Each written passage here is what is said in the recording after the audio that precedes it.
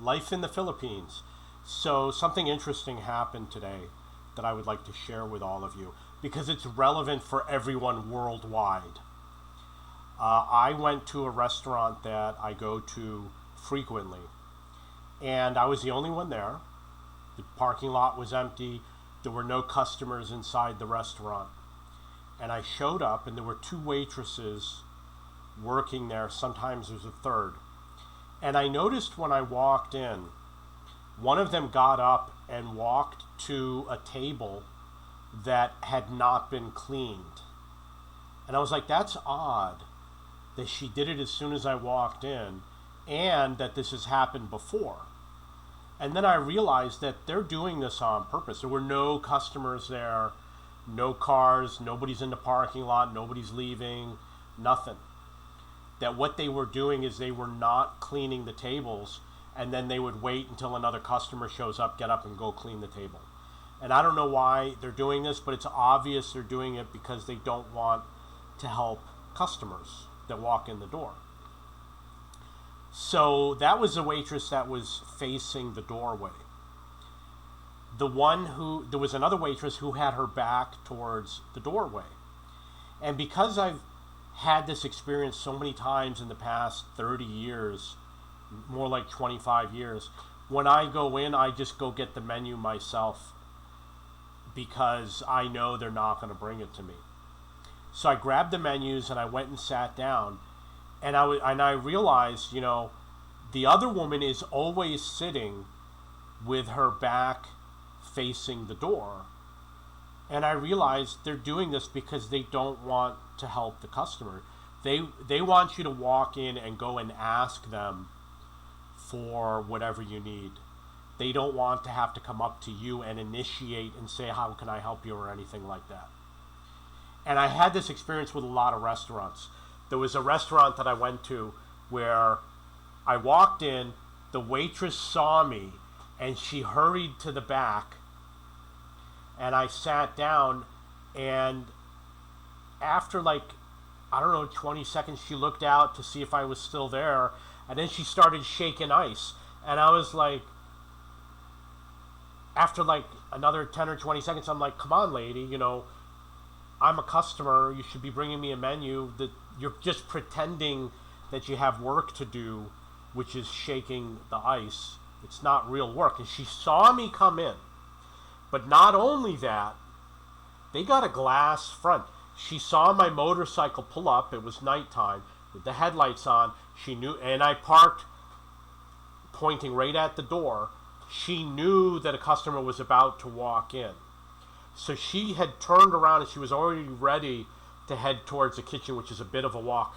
And she waited until I walked in the door to see which customer it was. And then she headed for the back. And this happens a lot.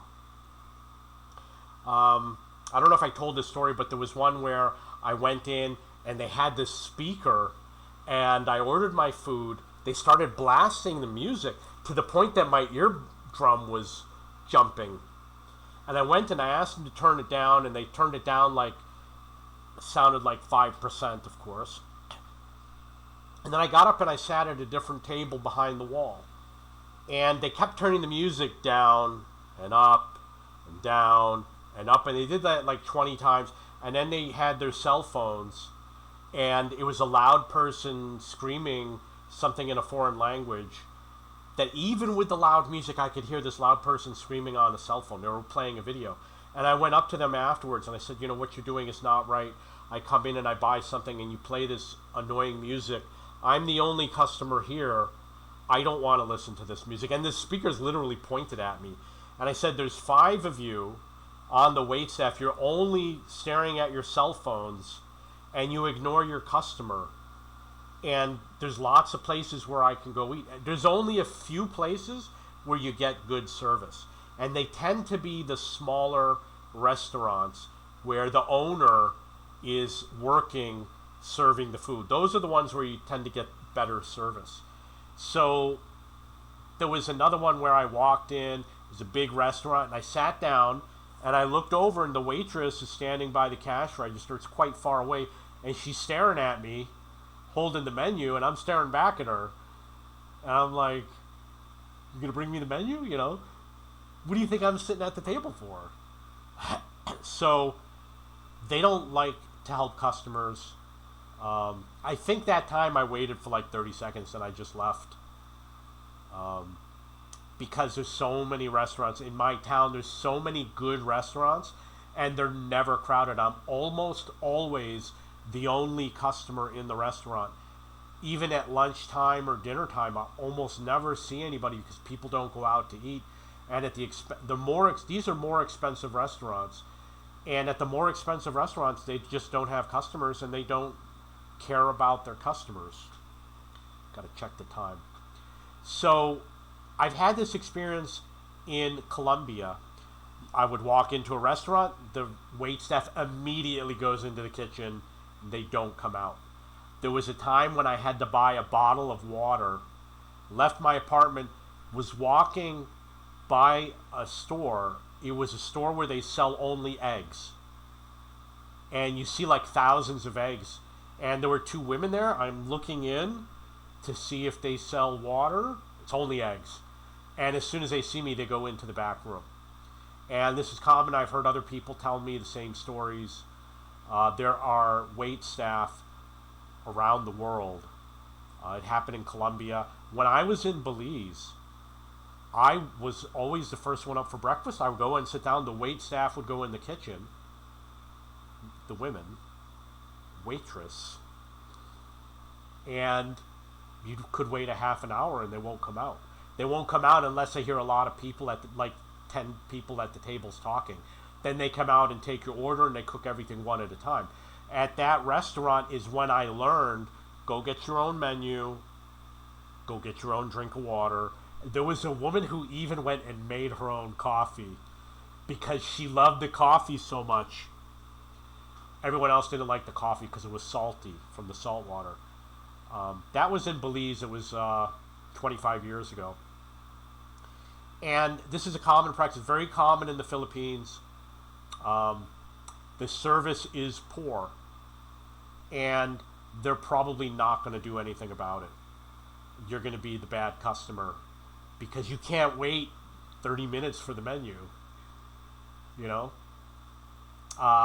When I was in Talisay, I learned that a lot of the small shops where the women work, walk, as soon as they see me, they would grab a cleaning rag and go clean tables. And they would go as far away from the register as possible. And you don't know who the employees are because they don't wear uniforms. So you just walk in and you look for the food. And this was a place where the food is pre-cooked. It's on display, and you pick what you want, like empanadas. And I went to the register, I'm looking at the food, the woman knows I'm there, and I noticed as soon as she saw me, she's like looking around for the rag and going cleaning tables, and she did it more than once, and I see this behavior at other restaurants. They don't want to help customers.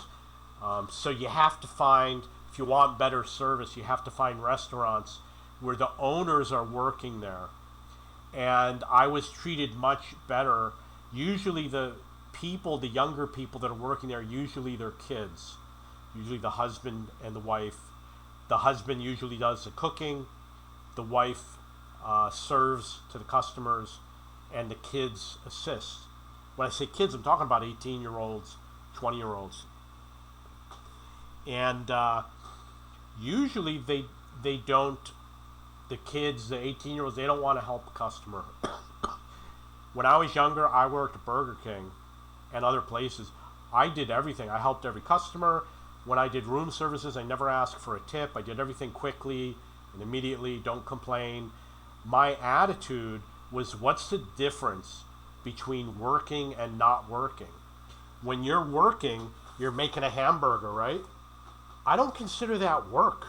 It's not like I'm shoveling coal in a hot coal mine. It's just making hamburgers. It's no different than not working. It's doing something versus not doing something. Okay, that's it for this video, which I think, of course, is one of my best videos ever. And I will see you next time.